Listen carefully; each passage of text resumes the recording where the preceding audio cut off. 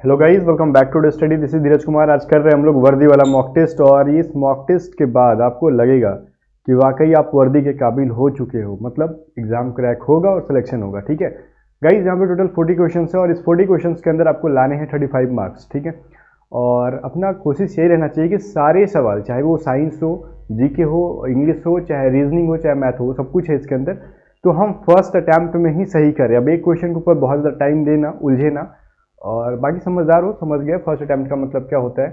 तो चलो कंटिन्यू करते हैं। और हाँ, एक चीज़ मैं बताना चाहूँगा इसके बीच में रोक के आपको, कि मेरा टारगेट है कि मैं आपको एग्जाम में सेक्शन 1 में 60 क्वेश्चन होते हैं, तो मैं सोच रहा हूँ ना कि मैं आपको 55 प्लस स्कोर करा दूँ एग्जाम में। बोलोगे पॉसिबल है? हाँ भाई पॉसिबल है। 51 52 तो पिछले बार मेरे बच्चों ने किया था, इस बार थोड़ा सा मैंने एडवांस किया मेहनत, और आप भी करो। 55 स्कोर हो जाएगा। 3-4 नंबर तो बढ़ाने हैं, कौन ज़्यादा बढ़ाना है। और इसी लगे हाथ एक और काम कर लेना कि जो टेस्ट सीरीज मैंने खुद से लॉन्च किया है ना, मेरे पढ़ाने के बाद और आप पढ़ने के बाद इस टेस्ट सीरीज को अगर लगा लेते हो, तो आपकी जो है ना, एक तरीके से समझ लो जैसे केक के ऊपर बहुत सारी क्रीम लगा के जैसे उसको केक को सुंदर बना देते हैं, वैसे ही आप बन जाओगे सुंदर। आप बहुत ज़्यादा स्कोर कर पाओगे सेक्शन 1 के अंदर, चाहे वो जीडी हो, चाहे डीबी हो, चाहे यांत्रिक हो। सेक्शन 1 अपना पहला टारगेट होता है, बिकॉज सेक्शन 2 में बहुत ज़्यादा, मतलब मोर देन 60-70% लाते लाते तो थक जाते हैं बच्चे। यही एक सेक्शन है जहाँ पे हम 90% 95% स्कोर कर सकते हैं। तो सेक्शन 1 पे मैं बहुत ज़्यादा फोकस करा रहा हूँ। ठीक है, तो इसका टेस्ट सीरीज का लिंक डिस्क्रिप्शन में आप चाहो तो बाई कर सकते हो। इसमें फुल लेंथ टेस्ट सीरीज मिलेगी सेक्शन 1 के लिए। ठीक है, जीडीडीबी यांत्रिक तीनों एग्जाम के लिए। अगर बाई करने में कोई भी प्रॉब्लम आता है तो व्हाट्सअप कर लो आप। ठीक है, व्हाट्सअप नंबर मैं पहले दे देता हूँ आपको, फिर टेस्ट को स्टार्ट करेंगे। 7279047787। और इस टेस्ट सीरीज को लगाते लगाते आपको फीलिंग्स आएगी ना कि भाई मजा आ गया। ठीक है, और टेस्ट सीरीज के बाद आपको वीडियो सॉल्यूशन भी मिल जाता है, सारे क्वेश्चन का सॉल्यूशन, जैसे मैं इस क्लास के अंदर पढ़ा रहा हूँ वैसे ही। देखो फर्स्ट क्वेश्चन क्या है ना अपना, देखो यहाँ पे बोलोगे सर मजाक कर दिया आपने, फर्स्ट में न्यूमेरिकल दे दिया। हमें न्यूमेरिकल आता नहीं है, नहीं आता तो मैं हूं ना, मैं समझा दूंगा, डोंट वरी। आ गया 2 किलोवाट की क्षमता वाले एक बॉयलर को, ठीक है, प्रत्येक दिन 1 घंटा के लिए उपयोग किया जाता है, तो 30 दिन में यह कितना यूनिट बिजली खपत करेगा। अभी सर बॉयलर क्या होता है? देखो, अब बॉयलर मतलब बॉयल करने वाला, समझ में आ गया, या फिर कुछ भी एक गैजेट है समझ लो। आपको ज़्यादा समझ में नहीं आ रहा है तो लाइक आपका घर में, आपके घर में आयरन होता है, फ्रीज होता है, कूलर होता है, वैसी कोई चीज़ है जो कि बिजली पे चलती है। ठीक है, और उसको अगर हम चलाते हैं ना, तो वो 1 घंटा अगर चलाते हैं तो वो 2 किलोवाट बिजली खपत करती है। ठीक है, 1 घंटे में 2 किलोवाट बिजली खपत करती है, तो 30 दिन में ये टोटल कितनी बिजली खपत करेगी जनाब? समझो यहाँ पे 1 यूनिट का मतलब क्या होता है सर? 1 यूनिट का मतलब होता है 1 किलोवाट प्रति घंटा। 1 घंटे में 1 किलोवाट बिजली खपत करते हो तो उसको 1 यूनिट कहते हैं। तो यहाँ पे 2 किलोवाट है और 1 घंटा चला रहे हो, तो 1 घंटे में कितना यूनिट खपत कर रहे हो आप? 2 यूनिट खपत कर रहे हो। ठीक है, 1 घंटे में हमको अगर किलोवाट चलाएंगे तो 1 यूनिट खर्च होता है। यहाँ पे हम 2 किलोवाट चला रहे हैं 1 घंटे में, तो कितनी यूनिट? 2 यूनिट की खर्च हो रही है अपनी। तो हम एक दिन में 2 यूनिट खर्च कर रहे हैं, तो 30 दिन में कितना करेंगे? 30 इंटू 2 60 यूनिट खर्च करेंगे। ठीक है, कहाँ पे? ऑप्शन नंबर ए में। क्या था इसके अंदर? बस बेसिक सा लॉजिक था सर, कुछ नहीं था, न्यूमेरिकल के नाम पे तो धब्बा था ये। आगे देखो क्वेश्चन नंबर 2 क्या कह रहा है? जर्मन सिल्वर में निम्नलिखित धातुएं होती है। जर्मन सिल्वर का नाम सुने हो? नहीं सुने हो? गूगल कर लो क्या होता है, देखिए मतलब कैसा होता है, क्या होता है तो मैं बता ही दे रहा हूँ कैसा होता है, ये चीज़ देख लो वो आप गूगल करके। तो जर्मन सिल्वर जो होता है ना, उसमें सिल्वर तो बिल्कुल भी नहीं होती है। आपके दिमाग में ये चीज़ आ रहा होगा, और वास्तविकता भी यही है कि उसके अंदर सिल्वर होती ही नहीं है। कुछ लोग ना ये आंसर कर रहे होंगे सी, तो बट ये गलत है गाइस। इसके अंदर कोई भी सिल्वर नहीं होता, ये तांबा, जस्ता और एल्यूमिनियम का मिलके बना होता है, इसको जर्मन सिल्वर कहा जाता है। ठीक है, चलो, मतलब एक मिश्र धातु है, मिश्र मतलब 2-3 धातुओं से मिलके बना है, और क्या है क्या ये। अब देखो आगे क्वेश्चन कह रहा है कि पानी की एक बाल्टी को केवल एक हाथ में ले जाने के बजाय दोनों बाल्टियों को अलग अलग दोनों हाथों में ले जाना आसान होता है, क्यों? देखो अगर हम 2 बाल्टी पानी, अगर दोनों बाल्टी को अगर एक हाथ से उठा रहे हैं तो फिर थोड़ा सा मुश्किल होता है, लेकिन दोनों हाथ में उठा लेते हैं बाल्टी, आपने कभी किया होगा, इमेजिन करो, तो हम आसानी से लेके चल जाते हैं। बोलोगे कि सर ऐसे इसलिए होता है ना कि एक हाथ का वेट मेरा कम हो जाता है, लेकिन वास्तविकता कुछ और होती है। अगर सिर्फ एक बाल्टी पानी भी अगर ले जा रहे हो ना आप एक हाथ में टांग के, तो उसका वेट ज़्यादा लगेगा। एक बाल्टी और पानी ले लेते हो सेम वेट का, या फिर थोड़ा सा मतलब उसी के आसपास वेट का, दोनों हाथ में, तो वो आसान लगता है। रीज़न जानते हो क्या है? आप जब चल रहे होते हैं ना, तो ये आपको बैलेंस बना रहा होता है, और वो बैलेंस पॉइंट कहाँ पे होता है? सेंटर आपके दोनों पैरों के बीच में होता है। इसके वजह से क्या होता है ना, दोनों पैरों के बीच में आपका गुरुत्व केंद्र, मतलब सेंटर ऑफ ग्रेविटी और सेंटर ऑफ बैलेंस, दोनों आपके पैरों के बीच में हो जाता है, जिससे कि आप बैलेंस कर सकते हो, ना राइट साइड में गिरते हो और ना ही लेफ्ट साइड में गिरते हो, आप आसानी से चल लेते हो, ठीक है। तो करेक्ट आंसर क्या हो जाएगा, ऑप्शन नंबर सी। तो ये कहता है साइंस अपना। आगे देखो, पवन की गति को मापने वाला उपकरण को क्या होता है, उसको एनीमोमीटर कहा जाता है। इसमें तो बहुत ज़्यादा कुछ दिक्कत नहीं होगा, आसान है। आगे देखो, वाहनों के टायर किस लिए अच्छी प्रकार से फुलाए जाते हैं। देखो, जब भी कोई बस, ट्रक या फिर साइकिल, बाइक कुछ भी हो, हम लोग बोलते हैं ना टायर में हवा अच्छा होना चाहिए। अगर हवा कम होता है तो क्या होता है, कहीं एक्सीडेंट होने की भी क्या होती है, संभावना होती है। ऐसा क्यों होता है, वहां पे अगर हवा कम होगा ना तो उसमें क्या हो जाएगी, फ्रिक्शन क्या हो जाएगा, कम। फ्रिक्शन बोले तो घर्षण कम हो जाएगा, ठीक है।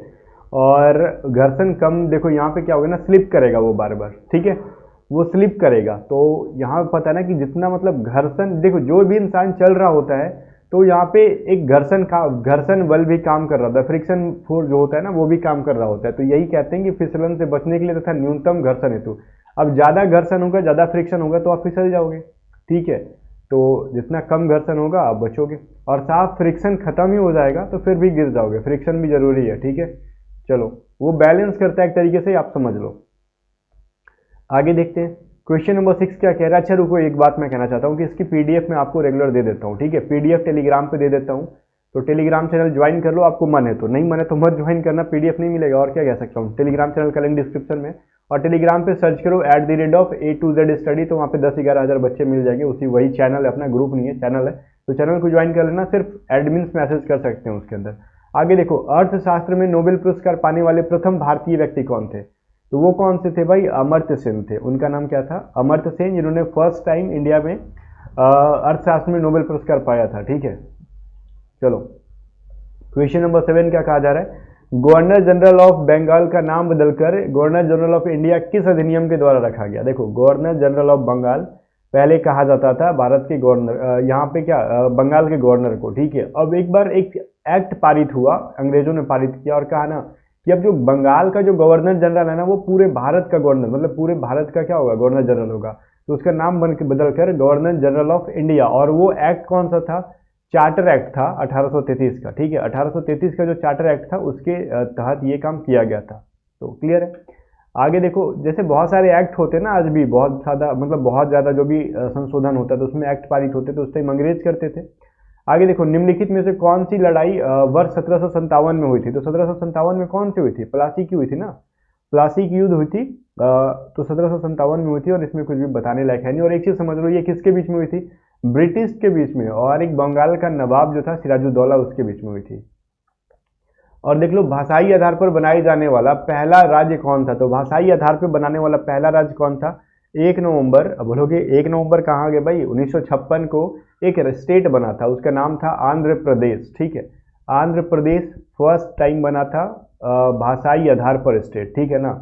मतलब भाषाई आधार पे, मतलब भाषा के आधार पे, एरिया वाइज नहीं कि आपके पास इतना एरिया नहीं, बस हमारा भाषा ये है तो हम अपने भाषा के से अलग जो है ना स्टेट बनाएंगे, उस स्टेट में सिर्फ हमारे भाषा बोलने वाला। और एक चीज़ यहाँ पे बताओ कि अभी रिसेंटली जो है, मतलब प्रेजेंट में आंध्र प्रदेश का कैपिटल कहाँ पे, ये चीज़ आप बताओगे। बहुत ही आसान सा क्वेश्चन, और एग्जाम में आता है तो पूछ भी लेता है कभी कभार। और 10 नंबर क्वेश्चन कह रहा है, आज़ाद हिंद फौज का स्थापना किस देश में की गई थी।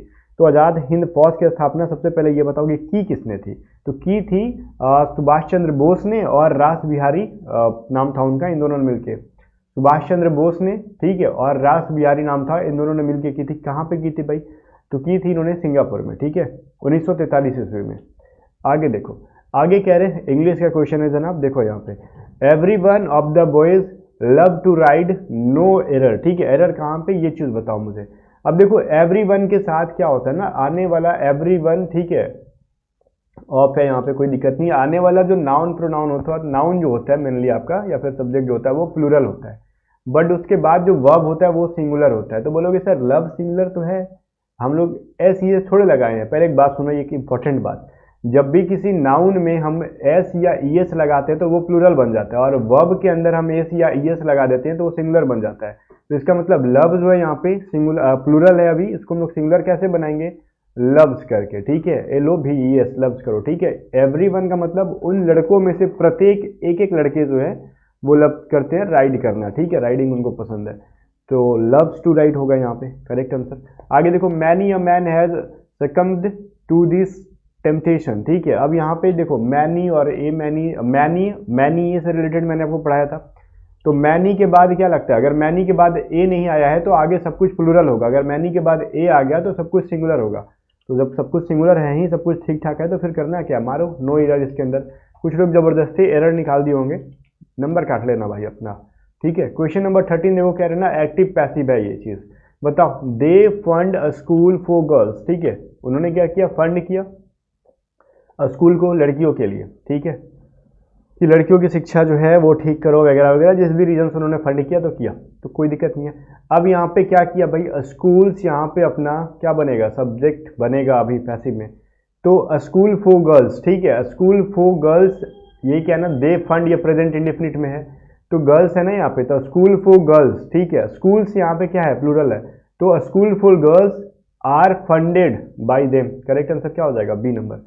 अब यहाँ पे कैसे सर आपने बताया, देखो स्कूल फॉर गर्ल्स, यहाँ तो सब्जेक्ट बन गया, अब ये प्रेजेंट इंडेफिनिट में और साथ में प्लूरल है स्कूल, तो आर हो जाएगा यहाँ पे, और आर प्लस V3 डायरेक्ट होगा ना प्रेजेंट इंडेफिनिट में, और ये आर प्लस बीइंग कब लगता है, जब प्रेजेंट कंटिन्यूअस के बारे में बात करते हैं, ठीक है। तो ऑब्वियसली ऑप्शन नंबर ये जो है सही है, बी नंबर। आगे देखो, the servant will execute all orders promptly, ठीक है।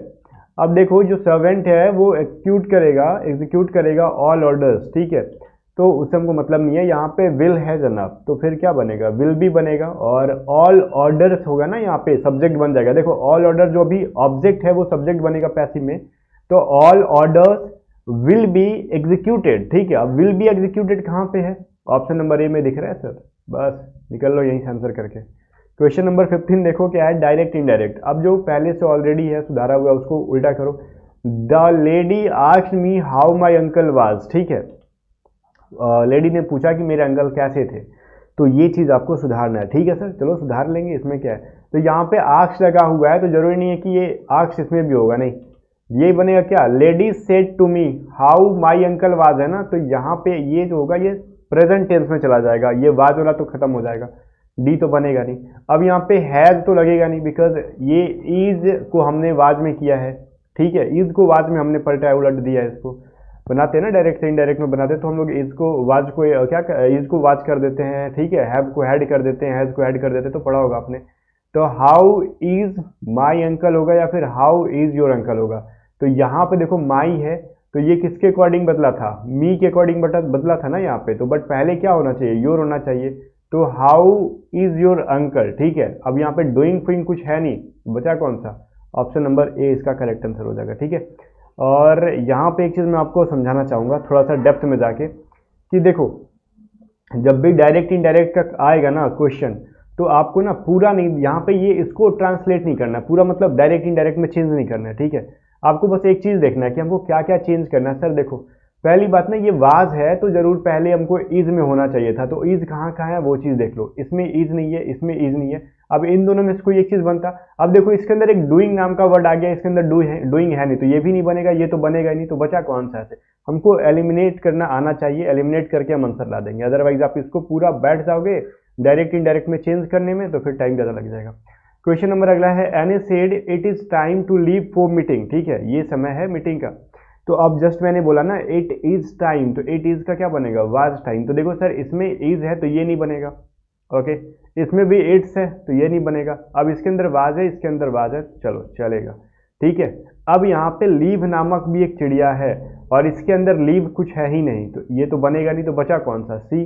तो हम लोगों ने कैसे आराम से निकाल लिया, हमको कोई रूल फुल नहीं पता था, बस बेसिक सा रूल करके हम लोगों ने निकाल लिया, तो करेक्ट आंसर क्या आया।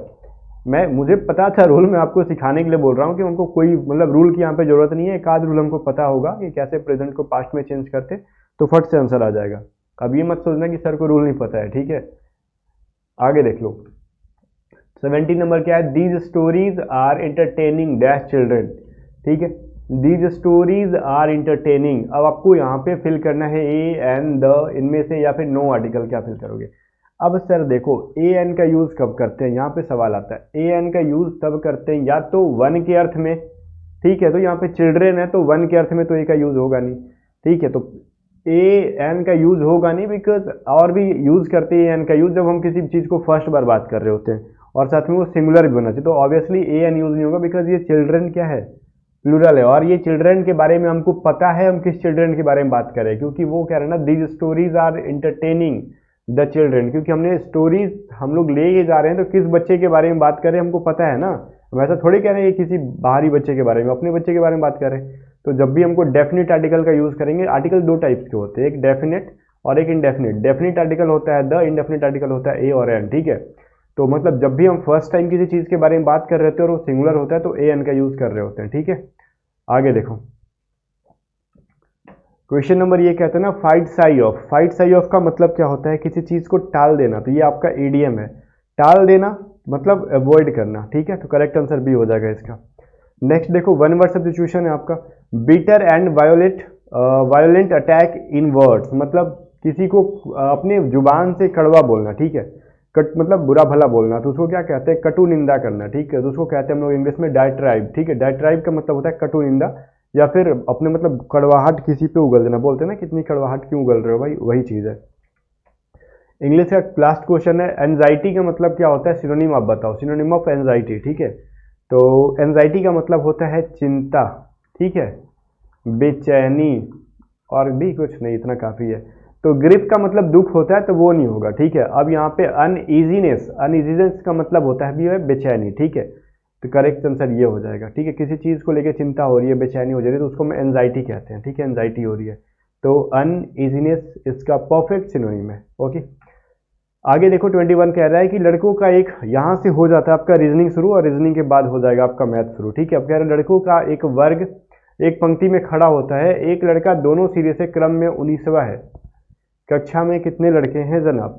तो टोटल कक्षा में कितने लड़के हैं ये चीज़ आपको बताना है। देखो एक लड़का है ना, ऊपर से भी काउंट करो 19 नंबर पे, नीचे से भी काउंट करो 19 नंबर पे। कहने का मतलब 19 कितना होता है, 38। दो बार अगर काउंट करते हैं तो 38 मिल रहा है, लेकिन इसमें हम लड़के को दो बार काउंट किए है ना, तो एक बार घटा दो तो टोटल कितने स्टूडेंट्स हैं, 37, 37 है।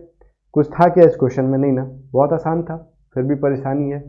अब ये कह रहा है कि बताओ प्रश्नवाचक चिन्ह में अंक लगाना चाहिए। अब यहाँ पे देखो जो प्रश्नवाचक चिन्ह है वो क्या बन जाएगा। अब यहाँ पे जरा मैं इसको कलर चेंज करके रेड कर लेता हूँ।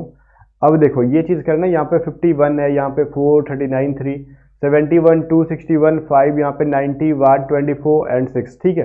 तो गाइस यहाँ पे बताओ ये जो बीच में बैठे हैं ना मंत्री जी, इनकी जगह पे क्या फिल कर दे, वाट की जगह पे। जनाब देखो क्या ये 51 बनाया गया कैसे है, ये 4 इंटू 3 कितना होता है 12, अगर हम 39 में 12 जोड़ देते हैं तो क्या हो जाएगा 51।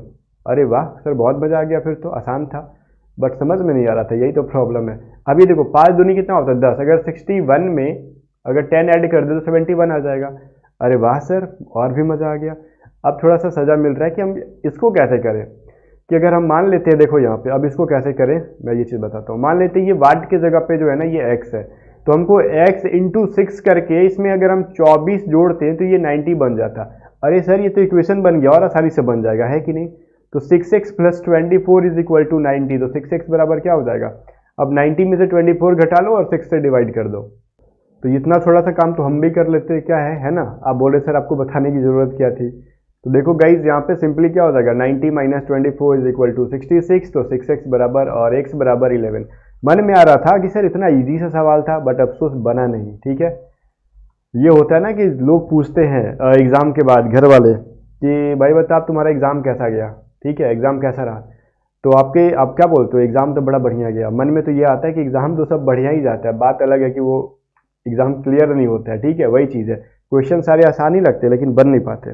आगे देखो क्वेश्चन 23 क्या है ना, ये देखो ये कह रहा है कि एक निश्चित कुट भाषा में सिक्किम को अगर हम एक चीज़ यहाँ पे सिक्किम का जो है ना स्पेलिंग लिखना था, ठीक है, हिंदी नहीं लिखना था, पहले स्पेलिंग लिख देता हूँ मैं इसको।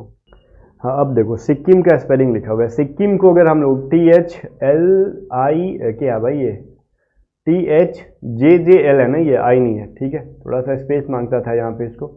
अगर हम सिक्किम को देखो अगर लिख देते हैं THLJJL, ठीक है। उसी प्रकार से जनाब हम ट्रेनिंग को क्या लिखेंगे, ट्रेनिंग को क्या लिखेंगे हम लोग, ये चीज़ बताओ आप। तो कोशिश करो, कोशिश करने वालों की कभी हार नहीं होती और दवाई खाने वाले को बुखार नहीं होती है ना। तो पोएम बिगाड़ना हो तो ज़रा मुझसे कांटेक्ट किया करो। आगे देखो ये चीज़ क्या है ना कि एस को टी लिखा गया है, यहाँ पे सिंपली एस को क्या किया गया है, एक जोड़ के टी बना दिया गया है। अब आई में -1 कर दोगे तो एच हो जाएगा, के में एक जोड़ दो एल हो जाएगा, और ये इसमें -1 कर दो जे हो जाएगा, ठीक है। मतलब एक बार +1 कर दो, एक बार -1 कर दो, ठीक है।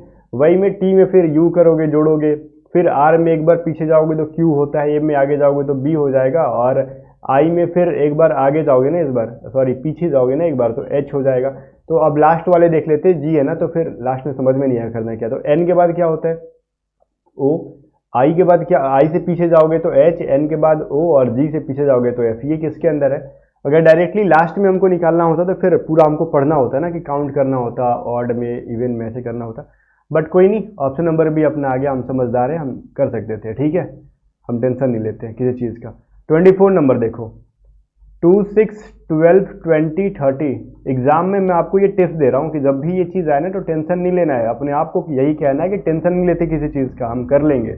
यानी कि पैनिक हो जाना है थोड़ा सा, में एक बार नहीं बना तो, ठीक है। वो भाई मेरे से तो बन नहीं रहा है, बन नहीं रहा है, तो फिर दिक्कत हो जाएगा। नहीं बन रहा है, छोड़ के आगे निकलो, एक सवाल बनाओ, फिर पीछे आके आराम से बनाओ, रिलैक्स होके। ये चीज़ क्या है, 2 के बाद 6 है, 6 के बाद इतना है, तो फिर इसमें जोड़ा 4 है, इसमें जोड़ा 6 है, इसमें कितना जोड़ा है ये चीज़ बताओ मुझे। 8 जोड़ दिया, फिर इसके अंदर 10 जोड़ दिया, इसके अंदर 12 जोड़ दिया, इसके अंदर 14 जोड़ दिया, तो 56 में कितना जोड़ लोगे आप, 16 जोड़ लोगे, ठीक है। तो ये कितना हो जाएगा, 72। आराम से बन गया अपना डी। ओके, आगे देखो फिर 25 क्या कह रहा है, ए प्लस बी का मतलब है, ए जो है बी की बहन है, ए डिवाइडेड बी का मतलब है ए जो है बी का भाई है। ओके, ए मल्टीप्लाई बी का मतलब है ए बी का पिता है, और ए प्लस माइनस बी का मतलब है ए बी की माँ है। तो निम्न में से कौन सा संबंध दर्शाता है कि पी जो है क्यू की बहन है, ठीक है। चलो सर देखो, अब एग्जाम में आएगा ना तो आपको एक एक करके तो सॉल्व करना पड़ेगा, अगर ऐसा क्वेश्चन आ गया तो करना तो पड़ेगा, और इसी में टाइम जाएगा। कुछ लोग कह रहे होंगे ना कि बड़ी मजा आ रहा था अभी शुरू से बनाते समय, कैसा क्वेश्चन बीच में सर आपने डाल दिया, ठीक है। तो यही होता है एग्जाम में, अगर 50-60 क्वेश्चन है ना तो उसमें से 40 क्वेश्चन ऐसे आते हैं जो आसानी से बन जाता है। 20 क्वेश्चन में 10 क्वेश्चन ऐसे होंगे जो कुछ लोग बना लेंगे, कुछ लोग नहीं बनाएंगे। बाकी के 10 क्वेश्चन ऐसे होते हैं जो बहुत ज़्यादा पढ़ के गया होता है वही बना पाता है, बाकी कोई लोग हिला नहीं पाते उसको, ठीक है। आगे देखो, हमको करना क्या है ना कि निम्नलिखित में से कौन सा संबंध पी क्यू की बहन को बताता है। तो पहला ले लो, P प्लस माइनस आर का मतलब क्या होता है। ये प्लस माइनस आर का मतलब क्या हो जाएगा, देखो A प्लस माइनस बी का मतलब है ए बी की माँ है, ठीक है। तो यहाँ पे P माँ हो जाएगी आर की, और आर डिवाइडेड बाई क्यू का मतलब क्या हो जाएगा, ए बी का भाई है ना, तो ये आर जो है भाई हो जाएगा क्यू का। तो P क्या इसकी बहन लगी क्यू की, नहीं ना, तो P क्या हो गई, P खुद माँ निकल गई, तो माँ निकल गई ना क्यू की, तो ये गलत हो जाएगा। इसी तरीके से ए बी सी डी आप चेक करोगे, चेक करते करते आपको पता चलेगा कि डी नंबर आपका आंसर सही आ जाएगा। कैसे, देखो P प्लस आर का, यहाँ पे P plus R divided by 9 Q है ना ये, तो P प्लस आर का मतलब क्या है, प्लस का मतलब दे रखा होगा शुरू में, ए प्लस बी का मतलब है ए बी की बहन है, तो P जो है बहन हो जाएगी आर की, और आर डिवाइडेड बाई क्यू का मतलब क्या हो जाएगा, आर हो जाएगा भाई हो जाएगा क्यू का। तो ऑब्वियसली P बहन हो गई ना क्यू की, तो करेक्ट आंसर डी है। ओके, आगे देखो 26 नंबर है, ये एक इक्वेशन है और इक्वेशन को करना सॉल्व है। बोल रहा है P का मतलब देखो सॉरी, प्लस का मतलब है भाग, और डिवाइड का मतलब है गुणन, गुना का मतलब है घटाव, और घटाव का मतलब है जोड़। तो इक्वेशन को करो सॉल्व, ठीक है। तो जोड़ का मतलब क्या है, जोड़ का मतलब है भाग, तो 18 भाग 6 हो जाएगा, और डिवाइड का मतलब क्या है, डिवाइड का मतलब गुना है तो 7, और मल्टीप्लाई का मतलब क्या है, घटा दो 5, और माइनस का मतलब क्या है, जोड़ तो कर दो 2। तो ये हो जाएगा 6 3 18, और 3 इंटू 7 21, माइनस 5 प्लस 2, ये हो जाएगा कितना, 23 माइनस 5, ठीक है। तो हो जाएगा 18 अपना correct answer, option number B जो हो जाएगा इसका करेक्ट आंसर हो जाएगा, ठीक है। चलो, तो जिसने बना लिया समझो कि काम हो गया, ठीक है। तो चलो 27 नंबर क्वेश्चन देखते हैं क्या है। कह रहा है A B C D E F G H लगातार जो है क्या बैठे हुए भाई, वृत्ताकार तरीके से समान क्रम में बराबर दूरी पर बैठे हैं, तो उनके स्थान दक्षिणावर्त है। दक्षिणावर्त कहने का मतलब यहाँ पे देखो, दक्षिणावर्त का मतलब होता है कि वो क्लॉकवाइज बैठे हुए हैं। यदि सी पूर्व दिशा में बैठा है तो एच का स्थान क्या होगा। देखो सबसे पहले ना एक ग्राफ बनाओ, ग्राफ बनाओ कैसे, ऐसे, ये हो जाएगा ईस्ट, ये हो जाएगा वेस्ट, ये हो जाएगा नॉर्थ, और ये हो जाएगा साउथ, ठीक है। तो यहाँ पे टोटल 8 लोग हैं ना, तो बीच वाले डायरेक्शन को भी निकालो, और ये तो बन गया ना, तो फिर इनको नाम मिटा दो, अदरवाइज रुक जाओ, ये लाइन खींच दो, नाम मिटा दो, क्योंकि क्वेश्चन समझाने में आसान होगा। अब कह रहा है सी जो है कहाँ बैठा है भाई, ईस्ट में बैठा हुआ है, तो और ये ए यहाँ हो जाएगा, बी यहाँ हो जाएगा, सी बैठ गया D E F G H. तो एच कहाँ पे बैठा हुआ है, चीज़ देख लो, एच भाई साहब बैठे हुए यहाँ पे मुंडे निकाल के, तो ये होता है नॉर्थ और ये होता है ईस्ट, तो नॉर्थ ईस्ट में बैठे हैं, सॉरी नॉर्थ, और ये होता है वेस्ट, तो नॉर्थ वेस्ट में बैठे हुए ना भाई साहब वो, ठीक है। तो एच भाई साहब कहाँ बैठे, नॉर्थ वेस्ट में। आगे देखो क्वेश्चन नंबर 28 कह रहा है, एक महिला की ओर संकेत करते हुए शंकर ने कहा कि उसका पति गोपी का इकलौता बेटा है जिसकी शादी निधि से हुई है, मेरी दादी है, ठीक है, वह महिला शंकर से कैसे संबंधित। तो ये क्वेश्चन पहले भी दिया गया था। तो ये चीज़ क्या कह रहे हैं ना कि देखो, एक महिला की ओर इशारा करते हुए शंकर कह रहा है, शंकर भाई साहब कह रहे हैं कि उसका पति, मतलब इस महिला का जो पति है, ठीक है, उसका पति जो है गोपी का इकलौता बेटा है। तो मतलब ये बेटा है किसका, गोपी का, और गोपी का शादी हुआ है निधि से, और ये निधि जो है वो दादी है शंकर की। मतलब इसका निधि की इकलौता बेटा तो है यही इंसान, और इसका बेटा हो जाएगा शंकर, और ये इसकी वाइफ है तो शंकर की हो जाएगी ये माँ, तो हो जाएगी मदर। ठीक है, चलो आगे देखते हैं। 29 नंबर कह रहा है 33 है 198 है, तो फिर 19 को क्या लिखेंगे। देखो 33 को हम लोग लिख देते हैं 198, तो हम 19 को क्या लिख सकते हैं, ये चीज़ बताओ। तो 33 में हमने कितने से गुना किया, 6 से, तो 6 × 18, तो 198 हो जाएगा। वैसे ही हम 19 में अगर 6 से तो कितना हो जाएगा, 9 × 6 = 54, ठीक है, तो ये हो जाएगा 4, 6 × 5 = 11, तो 114 हो जाएगा। तो ऑप्शन नंबर से इसका ठीक है। सिंपल सा तरीका था, हमको 6 से मल्टीप्लाई करना था और कुछ नहीं, इसके अलावा कुछ भी नहीं करना था। आगे देखो, क्वेश्चन नंबर 30 कह रहा है कि एक पासे के 3 अलग अलग स्थितियों को नीचे दिखाया गया है, ठीक है, और कह रहा है वह संख्या ज्ञात कीजिए जो फलक 1 के विपरीत होगी। ठीक है, इसके फिगर के अंदर 1 के विपरीत क्या है ये चीज़ आपको बतानी है, तो आप आराम से बता सकते हो ये चीज़। यहाँ पे क्या क्या चीज़ें हैं पहले वो फोकस करो। यहाँ पे 6 है, 1 है और 3 है, और इसमें 4 3 2 है। पूछ रहा है किसका आपसे, 1 का, तो इसमें 1 के साथ क्या क्या है, 3 और 6 है ना, तो 3 इसमें भी है 3 इसमें भी है। ठीक है, तो ये 1 3 से पीछे में क्या है, 6 है, तो इसके 3 के पीछे में क्या है, 2 हो जाएगा ना यहाँ पे सिंपली। तो हमको 3 से कोई मतलब नहीं है, हमको 1 से मतलब है। ओके, तो 1 कहाँ पे है, तो 3 के जस्ट बाद में है ना यहाँ पे, अदरवाइज हमको 6 और 2 एक दूसरे के विपरीत हो जाएंगे, ऐसे निकल रहा था। तो 3 के बाद जस्ट क्या है 1, और इसमें 3 के बाद क्या है 4 है, तो 4 इसका अपोजिट हो जाएगा। समझ में आ गया ना, इसमें कुछ भी नहीं था। डाइस में अगर कहीं भी प्रॉब्लम आ रही तो सर्च करो यूट्यूब पे dice reasoning by A to Z study, ठीक है, मिल जाएगा आपको।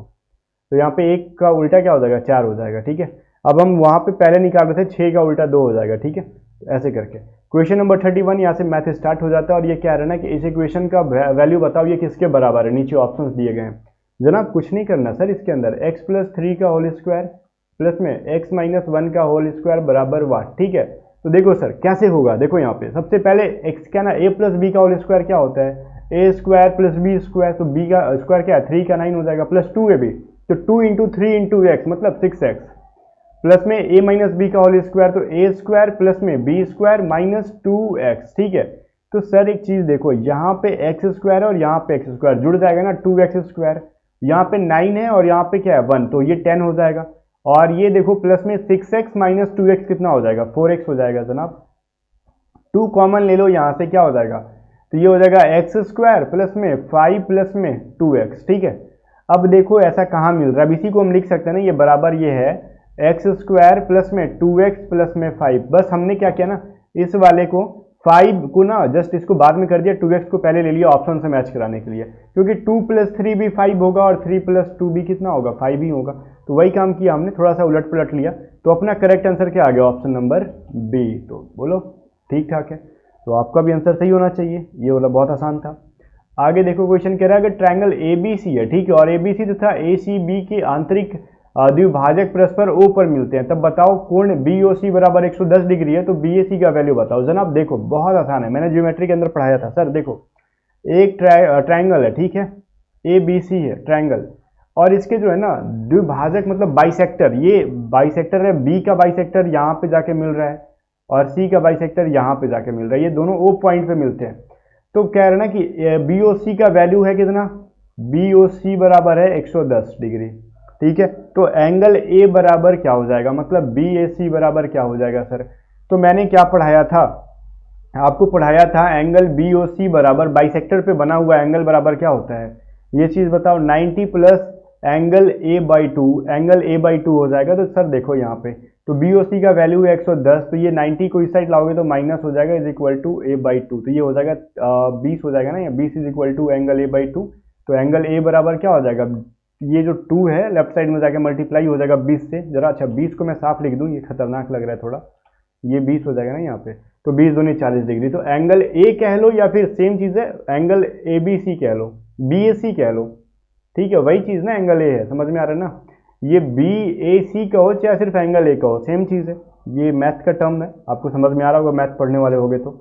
ऑप्शन नंबर बी इसका करेक्ट आंसर हो जाएगा। आगे देखो 33 क्या कह रहे हैं ना कि एंगल क्या है ना, ट्राइंगल ए बी सी है, ठीक है, फिर से ए बी सी और बी पे समकोण है। अच्छा एक लॉजिक दिया है यहाँ पे, राइट एंगल है, राइट एंगल ट्राइंगल है भाई यहाँ पे ए बी सी और ये 90 डिग्री। अच्छा रुक जाओ सर, थोड़ा सा साफ बनाता हूँ मैं इसको, बहुत ही गंदा बन गया फिगर, ये बोर्ड की तरफ बन जा रहा है। ए बी सी है और ये 90 डिग्री है। सर ये बोला ना कि राइट एंगल जो समकोण है ना ये बी पर, तो फिर कह रहा है एम ए बराबर, मतलब एंगल ए बराबर जो है ना ये 60 डिग्री है सर।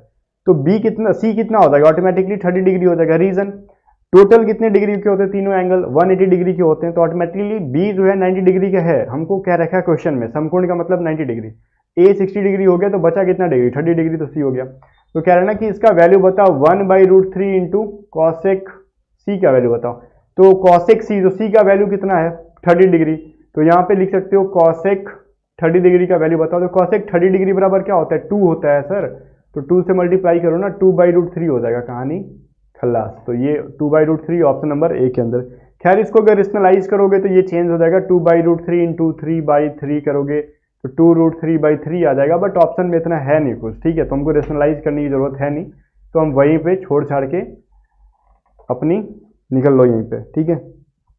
क्वेश्चन नंबर 34 क्या कह रहा है, 80 किलोमीटर पर आवर की मतलब किलोमीटर प्रति घंटे की स्पीड से जो है ना, गति से वो चल रहा है, 287 मीटर लंबी जो ट्रेन है एक, वो 18 सेकेंड में 37 किलोमीटर प्रति घंटे की गति से विपरीत दिशा में चलने वाली एक ट्रेन को पार कर जाती है, तो अन्य ट्रेन की लंबाई बताओ। देखो यहाँ पे कंडीशन क्या है ना, 2 ट्रेनें हैं, ठीक है, ये एक रेलगाड़ी है और ये इधर इसका इंजन है, मान लो पुराना वाला इंजन है, धुआं निकल रहा है, और एक यहाँ पे है और ये यहाँ पे इंजन है, ठीक है, इसका धुआं निकल रहा है। ये वाली इधर जा रही है, ये वाली ट्रेन इधर जा रही है, दोनों अलग अलग पटरी पे, एक ही पटरी पे नहीं है, अलग अलग पटरी पे। तो ये इधर क्रॉस करती है और ये इधर क्रॉस, और ये कहना है कि मान लो इसका स्पीड है 80 किलोमीटर प्रति घंटा और इसका स्पीड है कितना दे रखा है भाई, 37 किलोमीटर प्रति घंटा। अब ये वाला जो है ना, ये तू कह रहे चलने वाली जो है 80 किलोमीटर प्रति घंटे से चलने वाली जो है वो 287 मीटर लंबी ट्रेन की लंबाई की एक ट्रेन को, मतलब इसकी लंबाई 287 मीटर है, तो इस ट्रेन को जो है ना 18 सेकेंड में क्रॉस कर जा रही है, मतलब ये दोनों विपरीत डायरेक्शन में जा रही है। तो डिस्टेंस बराबर क्या होता है, स्पीड इनटू टाइम, तो डिस्टेंस बराबर दोनों ट्रेनों की लंबाई इज इक्वल टू स्पीड, यहाँ पे क्या हो जाएगा, तो देखो स्पीड जब भी विपरीत में जाती है तो क्या कहते हैं, स्पीड को जोड़ लेते हैं, तो स्पीड इनकी क्या दे रखी है, पहले वाले को 80 और ये क्या है अपना 37, और खैर जनाब ये किलोमीटर प्रति घंटे में, तो मीटर प्रति सेकंड में चेंज करने के लिए 5/18 से मल्टीप्लाई करोगे, और टाइम दे रखा अपने को 18 सेकंड, ठीक है। और एक ट्रेन की जो है ना, हमको एक ट्रेन की यहाँ पे वैल्यू भी दे रखी है, तो हम 2TT नहीं करेंगे, एक ट्रेन का वैल्यू कितना 287 दे रखा है, तो कितना हो जाएगा, ये 18 कट जाएगा, ठीक है, 287 7 प्लस में टी हो जाएगा, ये 7 और 9 10 11, तो 11 इंटू 5 ये हो गया अपना। तो ये हम लोग कह सकते हैं टी बराबर कितना हो जाएगा, इसको मल्टीप्लाई कर लो, 117 में से 5 को दो, 7 5 35, 5 3 8 और ये 5 7 585, ठीक है, तो 585 में से घटा लोगे कितना 287। अब जो वैल्यू आ जाएगा वो ट्रेन की लंबाई हो जाएगी 298 मीटर, ठीक है ना, तो 298 मीटर लंबा था वो ट्रेन, तो कुछ नहीं था इसके अंदर, बहुत ही बेसिक सा कंसेप्ट था। अब कह रहा है ए बी से 3 गुना कुशल है, ये टाइम एंड वर्क क्वेश्चन है। ए एक कार्य को पूरा करने में बी से 24 दिन कम लेता है, यदि वे एक साथ काम करते हैं तो यह कार्य कितने दिनों में पूरा हो जाएगा। देखो ये उनकी एफिशिएंसी दे रखी है, A/B इज इक्वल टू 3:1, ए जो है बी से 3 गुना ज़्यादा क्या है एफिशिएंट है, तो इनका ये एफिशिएंसी का रेशियो है ना भाई साहब ये, तो A/B अगर हम डेज का निकालेंगे या फिर वर्क का रेशियो निकालोगे तो 1:3 हो जाएगा, ये 2 नहीं होगा, मतलब जो काम ए एक दिन में कर लेगा वो बी धीरे धीरे करता है वो 3 दिन लगा देगा, ठीक है। तो मान लेते हैं ए जो है x डेज में करेगा तो बी कितने डेज में करेगा 3x डेज में। अब ध्यान है ना कि 3x माइनस एक्स बराबर 24 डेज है, क्योंकि बी जो है 24 दिन ज़्यादा लेता है। कहने का मतलब ए जो है ए एक काम को पूरा करने में बी से 24 दिन में कम कर दे रहा है, तो मतलब बी ज़्यादा दिन ले रहा है, तो ज़्यादा में से कम वाले घटाओगे तो 2x बराबर 24, x बराबर 12, मतलब ए x था ना, तो ए 12 डेज में करेगा तो बी कितना दिन में करेगा 36 डेज में, ठीक है, 12 या 36, तो पूरा दोनों मिलके ये काम को कितने दिन में करेंगे, तो दोनों मिलके क्या करोगे 12 इंटू 36, क्या कहते हैं ना दोनों मिलके a इंटू बी बटा में a प्लस बी, यही मैंने फॉर्मूला पढ़ाया था ना आपको। तो 12 प्लस 36 कितना हो जाएगा 48, तो 12 चेके 48, तो 4 9 36, तो a b मिलके 9 दिन के अंदर काम को निपटा लेंगे बहुत ही आराम से, ठीक है। चलो आगे क्वेश्चन देखते हैं हम लोग, क्वेश्चन नंबर 36 कह रहे हैं ना कॉसेक 2a, अब ये ट्राइगोनोमेट्री का क्वेश्चन है, थोड़ा सा एडवांस हो जाएगा आपके लिए। Cosec 2a plus cot 2a का वैल्यू बताओ। सर देखो इसको सॉल्व करना आपको, कॉसेक का मतलब क्या होता है 1/, कॉस थीटा हो जाता है, ठीक है, सॉरी 1/sin थीटा हो जाता है। कॉसेक का मतलब यही होता है ना, तो कॉसेक थीटा, थीटा की जगह क्या है 2a है, यहाँ पर भी थीटा का मतलब 2a है, तो इसको लिख सकते हो 1/sin 2a, ओके, प्लस में ये कॉट थीटा बराबर कॉस थीटा बटा में साइन थीटा, तो ये हो जाएगा क्या कॉस 2a बटा में साइन 2a। अब इनका एलसीएम ले लोगे तो वापस से ये साइन 2a बराबर कितना हो जाएगा 1 प्लस में कॉस 2a हो जाएगा, ठीक है। सर देखो अब यहाँ पे अगला स्टेप क्या करना है, हमको cos 2a का फॉर्मूला पता होना चाहिए। cos 2a बराबर क्या होता है, तो cos 2a बराबर होता है 2 cos स्क्वायर a माइनस 1 होता है, ठीक है, ये एक फॉर्मूला है। और sin 2a बराबर क्या होता है, ये चीज़ हमको याद होना चाहिए, हमारे जुबान पे भी होना चाहिए, तो ये 2 sin a into cos A होता है। ये दोनों फॉर्मूले हैं जो कि आपको याद होने चाहिए ट्राइगोनोमेट्री के। तो ये ऊपर वाला को हम लोग cos 2a को बदल देते हैं इस फॉर्म में, ये 2 cos स्क्वायर a माइनस 1 कर दो, और ये साइन 2a को क्या कह सकते हो 2 into sine A into cos A, ठीक है। तो ये -1 प्लस 1 कट जाएगा, ये 2 कट जाएगा, तो बच जाएगा cos स्क्वायर a बटा में sign a into cos A. तो ये स्क्वायर से एक cos कट जाएगा तो बचेगा cos a बटा में साइन ए। तो इसका मतलब क्या होता है cot a, साइन थीटा बटा में cos थीटा बटा में साइन थीटा क्या होता है cot थीटा होता है, तो cot a बच गया, ठीक है। तो ये कुछ भी लंबा नहीं था प्रोसेस, मैंने आपको समझाने के लिए इतना लंबा किया, बशर्ते कि आपको ये दो फॉर्मूले याद होते हैं तो ये फटाफट बन जाता है, इसके अंदर कुछ भी थी नहीं, ठीक है। आगे देखते हैं। 37 कह रहा है 50% तथा 10% की दो डिस्काउंट को देते हैं, तो ये मतलब एकल डिस्काउंट बताओ। कुछ नहीं करना था sir, R1 plus R2 minus R1 into R2/100, ये मैंने परसेंटेज में पढ़ाया था कि नहीं बताओ, पढ़ाया था। तो देखो डिस्काउंट में ही पढ़ाया था, तो 50 प्लस 10 माइनस 50 इंटू 10 बटा में 100 कर लो, तो 0 0 कट जाएगा, ये 5 है, तो 60 माइनस 5 इज इक्वल टू होता है 55% का डिस्काउंट मिला उसको। एक बार 50% और एक बार 10% की दो डिस्काउंट देने का मतलब उसने टोटल 55% का डिस्काउंट लिया। 38 नंबर देखो, एक परिवार के 6 सदस्यों का एवरेज एज था वो 20 ईयर्स, ठीक है। यदि नौकर की आयु को शामिल कर लिया जाता है तो औसत आयु में 25% वृद्धि हो जाती है। तो नौकर की आयु क्या है, देखो अगर उनका एज 6 लोगों का 20 वर्ष था एवरेज, तो टोटल एज कितना था 120, तो 120 साल में हम नौकर का एज x को जोड़ लेते हैं तो टोटल 7 लोग हो गया, और उनका एवरेज एज में 25% की इंक्रीजमेंट हो जाती है। तो एवरेज एज 20 था और इसमें 25% मतलब 125 बटा में 100 इंक्रीज कर दो, तो ये कितना हो जाएगा 20 25 100, और ये 5 दूनी 10, 25 25 125 होता है सर। तो 120 plus x is equal to 7 25 35, 7 दूनी 14 3 15, तो 155 में से ये घटा लो, या फिर हम लोगों ने कुछ कैलकुलेशन में गलती कर दिया लगता है मुझे, ठीक है। ये कैलकुलेशन में गलती है, ठीक है, हम लोग फिर से कर लेते हैं। 25 इंटू 7 कर लो यहाँ पे, 7 25 35, 7 दूनी 14 और 3 कितना हो जाएगा 17, 175 हो जाएगा ना यहाँ पे। तो 175 में से 120 घटा लो, 55 ईयर्स हो जाएगा, ठीक है। तो वो नौकर जो है 55 साल का है, ठीक है। तो नौकर कितने साल का है 55 साल का है। तो ऑप्शन नंबर कहाँ पे है डी में। आई होप कि आपको समझ में आ गया होगा, ये आएगा नहीं तो फिर जाएगा कहाँ, बहुत आसान सा कंसेप्ट था। आगे देखो 39 नंबर कह रहा है, एक दुकानदार एक टेबल को 20% के डिस्काउंट पर बेचकर 60% का प्रॉफिट कमाना चाहता है।